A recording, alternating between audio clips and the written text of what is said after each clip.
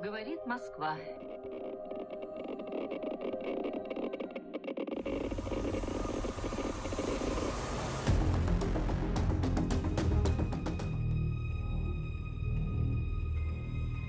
Welcome to DR Survival Premium. So, it's been a while, boys. We're back.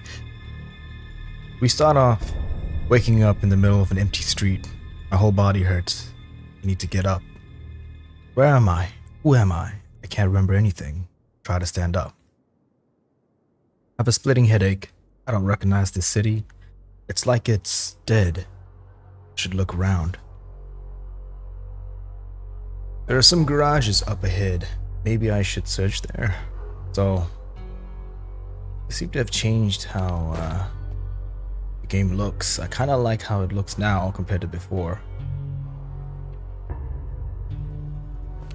Hey, let's go ahead and search and see if we can get anything. Found ourselves a hunting knife, some ammunition, and wood. I'll have to find food and think about where to sleep. I'll look in the house over there. Alright, let's go. Chances are we're not going to run into anything yet. Night came unexpectedly quickly. Well, I won't be able to find anything in this darkness. I need to make a torch. Let's go ahead and craft ourselves a torch, which takes 1 wood, 3 rags, and some fuel. Alright, we got a torch. That's better. It's not so dark and scary with a torch. Now I can continue my search. Alright, let's go ahead and search. Got some matches, some food, some water, and some duct tape. I think it's electrical tape in this case. It looks like we got rats. Ginormous, angry rats. They're probably attracted by my noise. I have to fight them off. Armed with a knife. Oh, this is completely new. Grab the knife and hit the rat.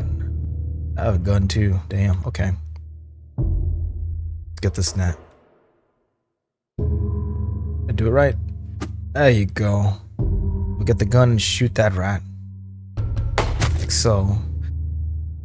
Which should give me a chance to defend myself because it's gonna move. Alright, do I have space to attack it? I'll have to use the gun. Alright, fair enough. Got some experience, got some rat meat, which I'm not gonna eat. Not yet. Filthy creatures. It's too dangerous to stay here. I have to grab things and leave. Let's go ahead and pick everything up. I should leave the city. I can chop wood and build a fire in the forest. Fair enough. Let's go to the forest then.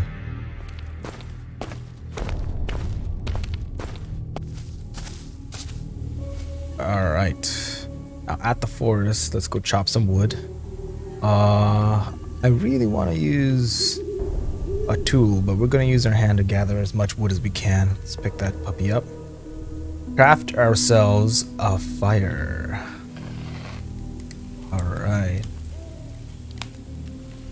It seems safe here, but I can barely stand. I have to eat something and get some sleep. We don't have water. We're gonna drink some. Get some hydration in. Gonna sleep. Now, waking up in the morning is pretty important, so it's midnight now. How long we sleep for. Sleeping on the ground was rough, but the fire kept me warm and no one bothered me all night. In the morning, I continued my trek through the forest. A few hours later, I emerged and found a small city. Where are we at? Time to keep moving. I have to find answers to all these questions I have. Zapolyarny is where we're at. Alright, let's get in there.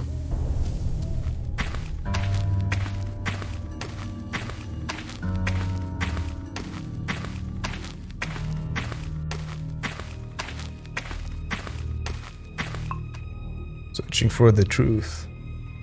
The city greeted me with dead silence. I walked forward and stumbled upon an unsightly crater left by an explosion. Was there a war? I have to gather as many supplies as I can. Medicine, food, clothes. Let's start with the pharmacy. Let's go ahead and search the house, crater, and pharmacy and pick up any items we find. Alright.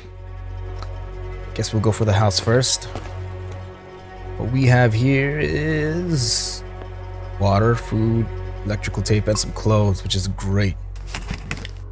Let's go ahead and see if we can actually equip that. Perfect. Normal clothes. Good now. Alright. Should we go to the crater first? I think we shall.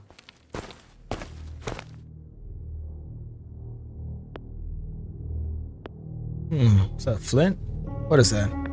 Flint. Nails and some wood. Great. And at the pharmacy we get some meds, some charcoal tabs. I think that... Oh, attention to residents of Zapolyarny. By order of the mayor's office, all shipments of the medicine have been rerouted to the field hospital at the school. Medication will be provided in exchange for ration stamps. See the pharmacy manager to get ration stamps. What is that? Healing salve, sterile bandages, and some activated charcoal. That's gonna come in handy. Alright. We're gonna sneak up on... Are we at the school? Oh, we are at the school. The library. Okay. Great. Pick them all up and leave. Did I not search the crater? Oh no, it's just different parts of it. That's the gym. Evacuation schedule. September 19. Judging from the evacuation schedule, the residents left Zapolyarny a long time ago. They took trains to Mermanx, closer to the civilization, and big hospitals with decent supplies. Should follow the railroad tracks eastward. Maybe I'll find a quicker way to get to Mermanx.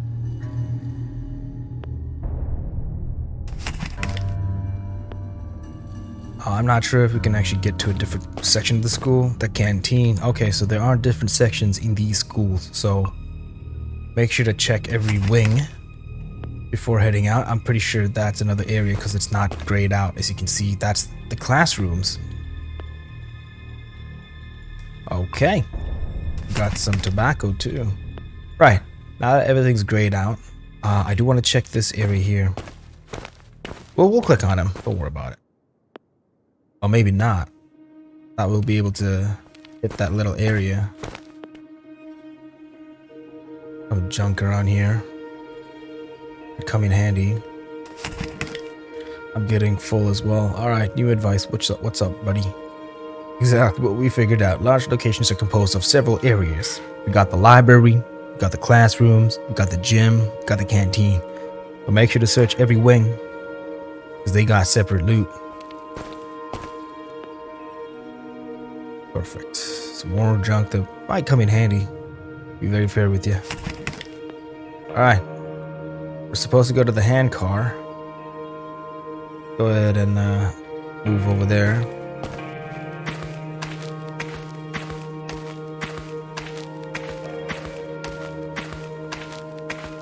As I walked, I found a hand car as old as the railroad itself. However, despite its ramshackle appearance, it started to move smoothly when I pushed the lever. We'll definitely get the Mermanx faster on this thing than on my two legs. Alright. After going a couple of kilometers on the handcar, I spotted a stream at the foot of an embankment. It was surrounded by a meadow densely covered with wild herbs and strawberry bushes growing right by the water, a pure, undisturbed spot. Let's get the berries first. I ate my fill of strawberries and even picked some for the road. By the time I was done, however, the sun had almost completely disappeared behind the horizon. It would soon be dark. Night fell. The earth was shrouded in a haze, and after a couple of kilometers, the fog swallowed the entire world around me. I was tired, starting to drift off to sleep. Let's go make a camp. I don't want to get a surprise. I stopped the handcar and suddenly had no desire to fall asleep and fall off the tracks. Built a fire at the foot of the embankment and got ready for bed. In the morning, the fog still formed a wall around my little camp. Nonetheless, I was glad to get a rest at least, and I continued my journey with renewed vigor. A couple of hours later, the outline of a small station where the railway fork emerged from the fog. The railroad switch is set to lead the handcar to a dead end, but its lever is completely rusted. I have to find a way to nudge it. Let's go inspect the station to see if we can get anything useful. A concrete platform, a dilapidated building. The remnants of bars just in front of the broken windows. and deep claw marks that scratch into the locked door. Just climbed through the window. I tried to be careful, but I still cut myself on a bar and ripped a pant leg. I lose 15 HP. I found a half-empty oil can without much searching. Walked back to the handcar, oiled up the railroad switch levers, and switched the track. Now I can keep going or stick around and keep searching. Before we leave, we have to take into account we saw claw marks. At the same time, we might be able to find something useful, so I'm going to take the risk. All I found after searching inside was some rope and a bottle of vodka that has been stashed away. I returned to the handcar and only discovered a large lynx prowling around it. When it noticed me, it arched its back and hissed. Oh, looks like we gotta use our pistol. I'm not gonna take chances with a torch. I pulled out my pistol and shot at the lynx. The bullet hit the handcar, causing sparks to fly. Frightened, the cat leapt away and disappeared into the fog. Now I can get out of here. Just hope it wasn't damaged. The fog retreated and the swamps gave way to woodland. From the depths of the forest emerged another narrow gauge railway, parallel to the one I was just on. A little further on, I spotted a train that has derailed. I'm gonna take a closer look at the train. The front of the control car was buried in earth at the foot of the embankment. The freight cars behind it had crumpled into a heap of metal, but a few passenger cars remained on the tracks. Should we go look at the control car? I think we should. The control car was empty, but I found a small package with a handful of pistol rounds in the conductor's booth. The pistol itself, however, was nowhere to be found. Let's go check the other cars. As I left the train car, I noticed a human skeleton in the grass. Wild animals had done a thorough job on the train wreck survivors. The trail of bones led to the forest. From somewhere among the trees, the howl of a wolf suddenly broke the silence. I better get the hell out of here. The rest of the wolf's pack joined in the howling. I raced to the handcar and pumped the lever at full speed, trying to stop myself from looking over my shoulder. I was getting close to Mermanx when I noticed something on the tracks ahead. Stopped the handcar and stepped closer. It was a corpse. The body had a filthy coat, a gas mask without a filter, a travel bag around the shoulders. In the pockets of the coat, I discovered a newspaper rolled into a cone. Talks with the U.S. Worsen, it says. Look in the mask. There were a few bandages in the bag, as well as a small device in a leather case with a strap. What is this device? Looks like a strange radio. It has a wire coming out of it with a short metal tube on the end. In the leather case, I found an instruction booklet for the dosimeter radiometer DP5V. Turn on the dosimeter and see what it does. When I flipped the switch, the dosimeter started with the whir. I waved the sensor tube around. When I passed it over the dead body, the whirring increased. The corpse is extremely radioactive. Get it off in the tracks. Dragged the body down to the foot of the embankment, and now I knew what probably killed the guy. Radiation sickness. Consumed him from the inside out. I'm not gonna touch it anymore. The longer I stay near the body, the more radiation I'll be exposed to. It's better to get back to the handcar as soon as possible. The Mermanx. When I was just a few kilometers from Mermanx, the railway stopped at a big crater that had been left by an explosion. There's no getting past it. Time to leave the handcar and explore the city on foot. Alright. Since we've reached Mermanx, I think we'll end the first episode here. So boys, thank you so much for watching. If you like the content, make sure to like, comment, and subscribe. I'll see you guys in the next episode.